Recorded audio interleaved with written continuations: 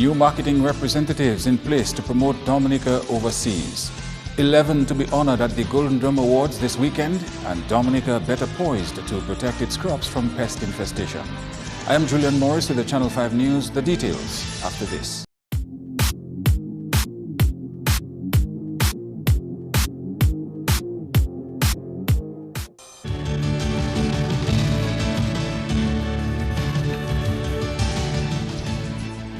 First up, there's been a lot of talk about Dominica's failure to adequately promote its tourism product overseas, and the 2016-2017 national budget reflects government's interest in seeing that sector grow. The Prime Minister and Minister for Finance included tax incentives and a $15 million loan facility for hoteliers. But the Minister for Tourism has also announced plans to significantly change how Dominica is marketed overseas. The Minister for Tourism was very blunt when he told Parliament on Thursday he was not satisfied with Dominica's marketing reps. As a result, I asked the Discover Dominica Authority to review all of this and to let us look for new reps who can properly and better represent Dominica, our country. Because what we want is the best possible results for our hoteliers. If our hoteliers don't make as much money as possible, they're going to have issues. So we care about it. Right now, you have 6 reps who are in Dominica as you speak, engaging with the hoteliers. We had a rep farm forum, which started on Monday, Tuesday, Wednesday, Thursday. I met with them and I told them the vision of what we want, and they truly understand what we want. So we have new reps for the United States. We have new reps. We have a rep for Canada for the first time. We have the same rep for United Kingdom because they were doing a good job. We have a new rep for France. The French West Indies are right next to us. We had no reps. We now have reps for Guadeloupe and Martinique, again to improve on the results of our people in Dominica. We also have new reps for Germany. Meantime, Budget Week has been an interesting one in and outside of Parliament. UWP supporters went through the streets of Roseau on Thursday as part of what was dubbed a 1,000 Patriots March, which ended in a public meeting. Making his presentation on the budget, MP for Roseau North outlined what he said were valid reasons for protest action. You are welcome, Minister, to join the 1,000 Patriot March because of the funds diverted as indicated in the Panama Papers and in the UK shell companies. So that's one reason you should join the march. You are welcome to march for jobs for the 50% of unemployed youth. You are welcome to join the march against corruption and nepotism. You are welcome to join the march for the revitalization of agriculture and the banana sector.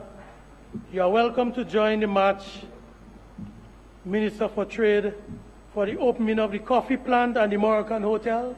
These are good reasons to join the march. And for the Minister of Health, you are welcome to join the march and tell the young people who will be standing next to you that they can get a job at the construction of the new National Hospital. Earlier on in the day, the MP for the Kalinago territory questioned the UWP's plans for protest action and said this. Is it because there is a tax-free budget, Madam Speaker? Is it this match for a tax-free budget? Are they marching, Madam Speaker, because this government is giving $10 million to farmers at 3% interest rate?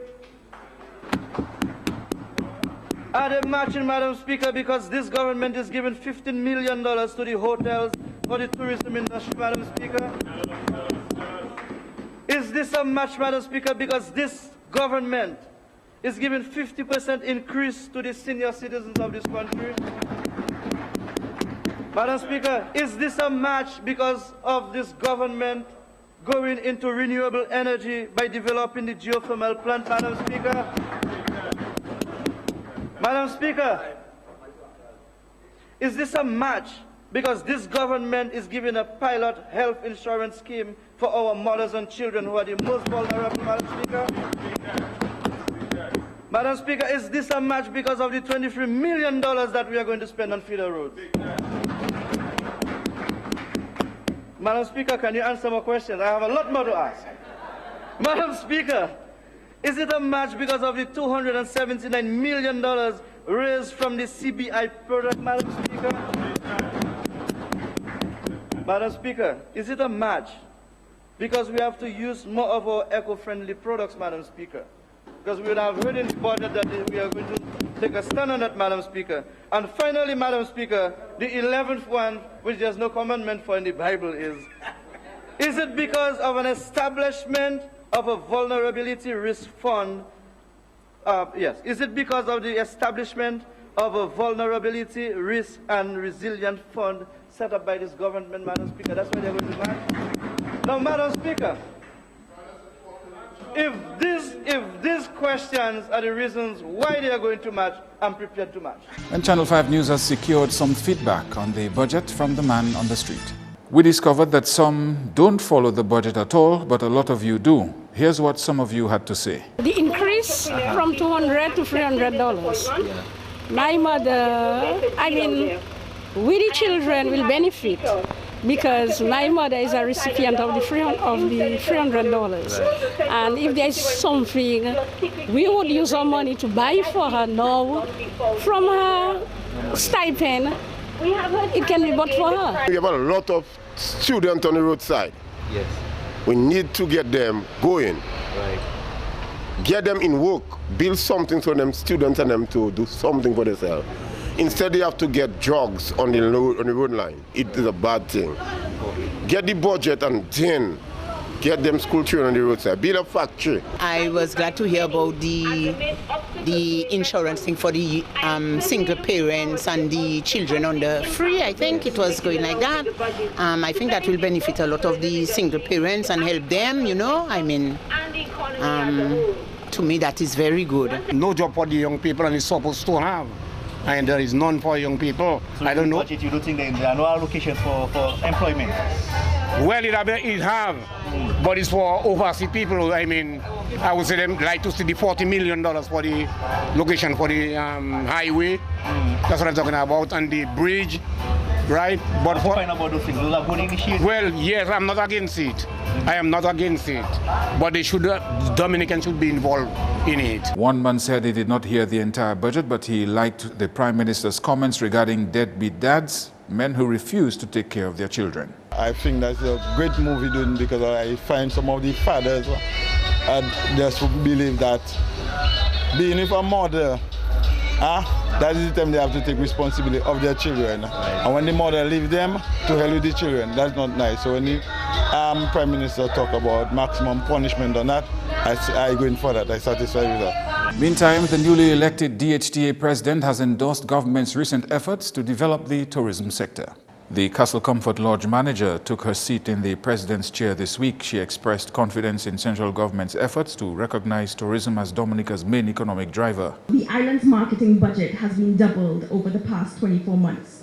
It's clear that the recently launched Citizen by Investment program is pegged in no small way to a successful and vibrant tourism economy. The creation of an Environmental and Product Integrity Task Force, as directed by the Prime Minister, clearly indicates his commitment to a growing industry that has the necessary public sector support. The government's strong and clear hopes for tourism is a catalyst to ensuring tourism is Dominica's #1 growth mechanism. Perryman describes Dominica as an untouched natural beauty, but with limited access to the island. We need to be clear on optimizing our current access routes and seek to own our air access strategy. We can no longer remain reliant on LIAT, Seaborne, and other air carriers to define our hubs, routes, and timings of flights. She's adamant that the situation of access should not be left solely up to government. The new president suggests the introduction of a local airline to capitalize on nearby international hubs. Last month, Dominica hosted the Caribbean's first aviation conference. This was either a paradox or an opportunity. Dominica, with its unique set of idiosyncrasies, needs to own its access routes and strategy. No company, no one stakeholder, no outside airline will be able to serve the airlift needs that our island requires. Therefore, the creation of an Air Dominica file is one of the opportunities in addressing our access strategy. Exploiting the current international hubs surrounding Dominica is our main option, and controlling route times of arrival into and out of Dominica can be done with an Air Dominica file or a Dominica airline. Perryman will serve on a newly elected 7-member board until 2017. And 5 Golden Drums and 6 Special Recognition Awards will be given out over the weekend as Dominica gears up to host the biggest event of the Emancipation celebrations. Andrea Louis reports.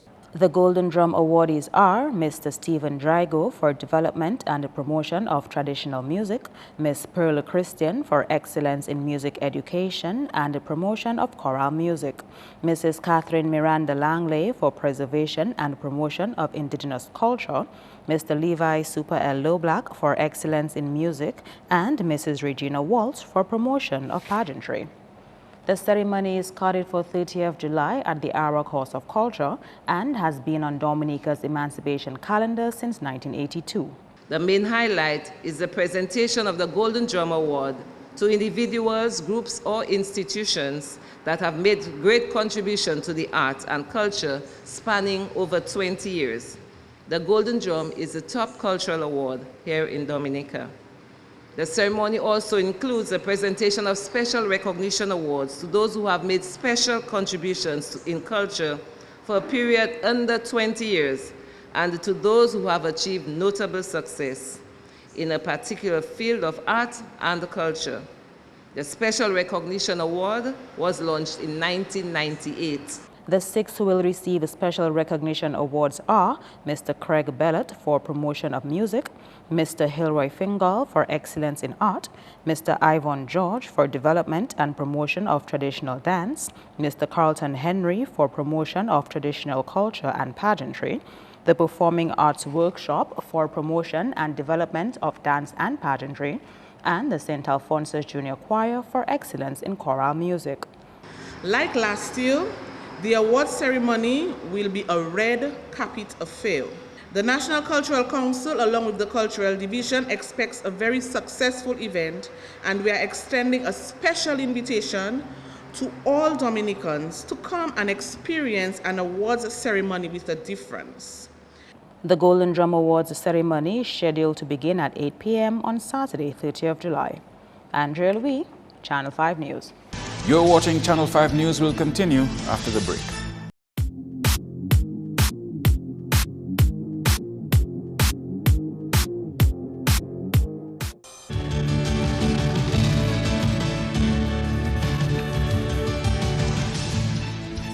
Thanks for staying with us. The Plant Protection and Quarantine Unit of the Division of Agriculture is now better poised to protect the country's crops from the threat of pests. Andrea Louis reports. This was the aim of a 4-day training workshop on pest risk analysis. The training sought to strengthen plant health officials of the Ministry of Agriculture and Fisheries in conducting scientific pest risk analysis. Participants learn to initiate the pest risk analysis. They also learn to analyze the pathway, which is very important. We need to identify what are the pathways, what are the possible pathways, how pests can enter into Dominica. And so containers, passenger baggage, there was discussion on the tourism sector in terms of yacht and cruise ship. And it is very important for, as quarantine officers, also livestock and extension, to identify these pathways. And so if you can identify the pathway, you can assess it and put some management strategies. The agriculture industry plays a vital role in the country's economy, and ensuring the export of high-quality fruits augurs well for Dominica. There is a food consciousness among consumers for food safety, and it is very important that we develop the capacity in Dominica to address these issues as we move forward, and we are looking to be exporting more of our product in this coming financial year. The budget is up. Agriculture got a good chunk of the budget, and then we have to use this money very wisely so that at the end of the next financial year, we can have some percentage increase in our GDP coming from agriculture. And this can be seriously hampered by pests and disease. Financial support for this venture was provided by the 10th EDF SPS project implemented by the OECS Commission. Agriculture is one of the mainstays of all our countries, and more so Dominica. Just a few days ago, the Prime Minister Roosevelt Skerrit reported that in his budget address that in 2015, agricultural production accounted for 11.5% of total GDP, with an overall decline in the sector of 15.1%. Obviously, we know that Tropical Storm Erica played a major role in that. However, pests and diseases could have contributed to that as well, and it's a very risky area for us. We would like to encourage the entire Dominican population, not only the Ministry of Agriculture, but the entire Dominican population to play their part in ensuring that we mitigate against this risk of pests and diseases coming into our country or being exported out of our country. The training workshop was organized through the joint efforts of the United States Department of Agriculture, Animal and Plant Health Inspection Services, and the Caribbean Agriculture Health and Food Safety Agency. Andrea Louis, Channel 5 News. And the DAIC's new president hits the ground running with ideas of change and reform. She addressed an audience at the organization's annual general meeting this week. And it's time for a little bit of change. We need to change the way that we engage. We need to change the way that we approach things. We need to change, as Jeffrey said, maybe our vision, our direction.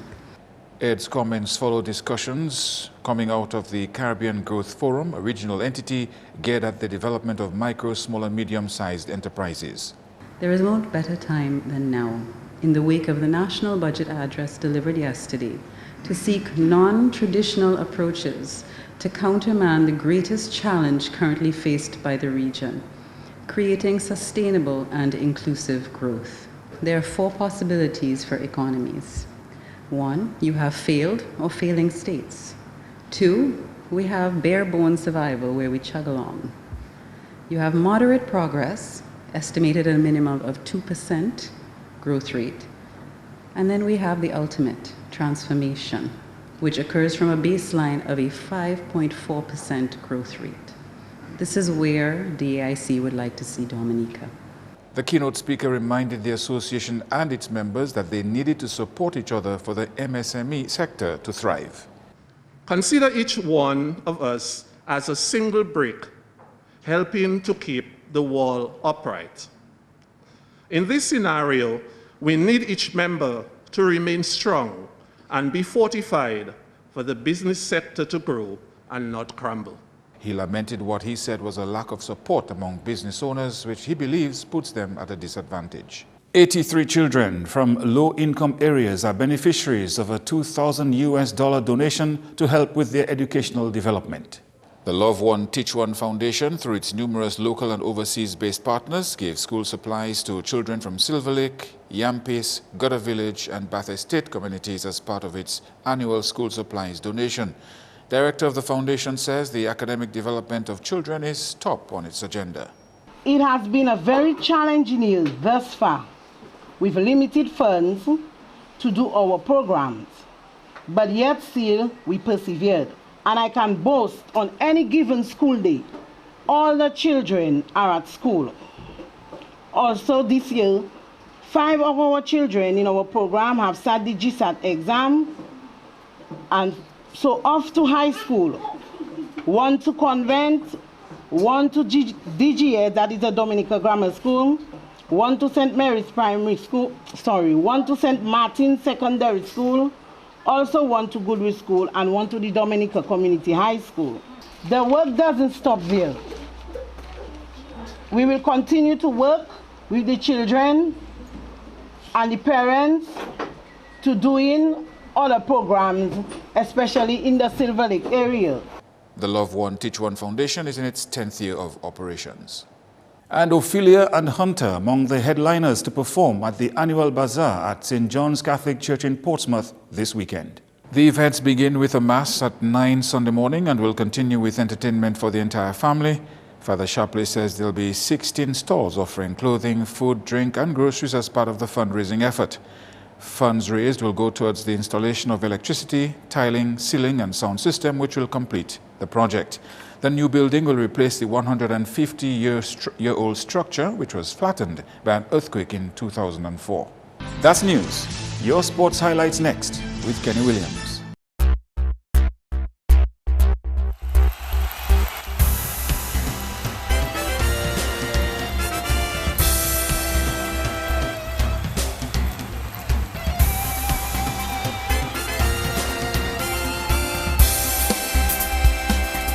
First up, the ability of the West Indies and India teams to get U.S. visas may be the biggest obstacle standing in the way of 3 T20s being staged between the two sides in Florida next month. Further progress had been made in coming to an agreement, but several logistical hurdles still needed to be overcome in order for the series to happen in Florida. The biggest one was the ability to source visas to play in the United States, since it may take 6 weeks for India players to secure visas to get there. The Central Broward Regional Park is the only ICC-certified ODI standard stadium facility in the United States, and the only available dates that have been reserved for potential cricket use at the facility are from August 24 to 27. Those dates were targeted by both cricket boards to play at the conclusion of the ongoing 4-test series, which is slated to end on August 22 in Trinidad. Further discussion between the BCCI and the WICB will be held over the next few days before a final decision is taken whether to go ahead with scheduling the matches. In football news, 767 young ballers' chances of qualifying for the next round of matches in the Fast Cash Harlem Football League was short-lived when Delton United came from 3-1 down to end the game 5-all on Thursday. With the draw, Delton United captured their first point for the season, leaving Zone A wide open. Dwight Frederick bagged 3 and McDonough 2 for Delton, while Jason Maglow, Josiah Timothy, Kersley Kernizan and Alexander Daru got 1 each for young ballers. They also benefited from an own goal. Meantime, the league continues on Saturday with a youth football game at 5, to be followed by Rosalie Bay Charlotte Villers versus Young Stars at 8 p.m. And on Sunday, it will be Club Lubia against St. Mary's Corp Delton United at 5. Then defending champs Aeropost Dutch United will play Digicel Newtown Juvenile Football Academy at 7. Back with more cricket, well, we can tell you that Guyana Amazon Warriors added another win to their tally when they defeated Barbados Tridents by 6 wickets in the CPL action on Thursday. Tridents first at the crease ended on 142 for 7. S. Malik scored 55 not out, while David Wisa chipped in with 40. Set 143 for the win, Warriors equaled that target with 4 wickets fallen. Dwayne Smith and Nick Madison made 50 runs each for Guyana. The league continues on Saturday. In other sports, President of the Goodwill Sports and Development Committee, Christina Sobers, says she looks forward to the completion of works at Lindo Park. The sports enthusiast had this to say about the work being done at the facility. We're looking at the DFA bringing some games to this facility, so we're going to enlarge the field by bringing back the goalposts and centering the other one, so at least we could get a standard size field. So we should see at least all-island games or some women games being played at the Lindo Park. We think with basketball, more basketball games should be played here. And seeing we're planning on fencing the whole facility, then we could get something to help keep up the park as well. Sobers says upgrading Lindo Park could mean more sports being played there and the rejuvenation of netball. As soon as this project is over, we could accommodate more sports at the same time, and the lighting aspect of it will even allow more people, seeing some could play in the morning, afternoon and in the evening. And we also plan on getting netball back here in Lindo Park, because netball we see is a sport which has been just deteriorating. And one of the reasons I must say is because of that permanent basketball court they placed in Lindo Park, because that Lindo Park used to be home of Jazz netball team, which I'm a part of, and right now we don't have a netball playing facility, just because they've made the hard court only basketball, a permanent basketball we must place there. Meantime, Executive Board member Nigel Hillier says the new Lindo Park facility will have benefits for the young and old. Safety was one of the one of the first and main priorities on this project. So as far as the fencing, the balls will be able to stay inside the field instead of running on the road. And then the type of track that we are trying to lay down, it will be also good for the elders. It would also be good for the elders who walk around and for people who are in the hospital doing rehabilitation. More from the cricket scene. After being 282 runs for 6 on the third day, Sri Lanka was bowled out for 353 on day 4 in the second innings from the Australia's tour of Sri Lanka on Thursday. Kosal Mendis scored 176 for Sri Lanka. Mitchell Starc took 4 for 84. With the target set at 268, Australia finished the fourth day on 83 for 3. Joe Burns made 29 and Stephen Smith assisted with 26. Next up, in women's basketball action, Dominica went down to St. Lucia in the CBN Winlot Schools competition on Thursday. The national schools team lost to St. Lucia by 5 points. Final score, St. Lucia 52, Dominica 49. Aaliyah Prince was our top shooter with 20 points. Back with more football. Well, the Dominica Football Association will once again attempt to host its annual general meeting this Saturday at the Football House. Recently, the association was forced to postpone their meeting since there was a lack of a quorum. According to the DFA's constitution, if the first attempt to host the conference fails, a new date would be set and the meeting will go on irrespective of the number of persons present. Clubs and teams are expected to have 2 representatives at the AGM. Starting time is 10 a.m. Meantime, beach football games continue this weekend with 2 matches on the cards. On Saturday, Ballarama champions Ghetto Youth All-Stars will come up against Spartans, while on Sunday, Sand Pirates will go head-to-head with the party team. All games begin at 6 p.m. In rounders, 7 games are on in the 2016 Giant Malt League on Sunday. The matches are as follows. At Soufriere, KFC Mafia Battlers versus Matadors. Point Michel will have home advantage against Stowe and Cohard Hitters. Galion Heat Waves versus Rising Stars at Granby, Tremors against Wharton Waven Stunners at Wharton Waven, NCCU Domsetco Stars will clash with RIC Health Club at Portersville, St. Joseph Phoenix versus Fantastic Stars at St. Joseph, and Posse Rock Stars against Penville Sixers at Vacaz. All games begin at 1 p.m. And finally, Marigot Development Corporation athlete Chelsea Linton placed second in the 2016 National Junior College Athletic Association National Outdoor Track and Field Championships in the United States recently. Linton placed second in the women's heptathlon at the NJCAA Division I Championship in Texas and also 6th in the women's long jump. That's all the sports highlights for now. I am Kenny Williams. Have yourself an awesome weekend.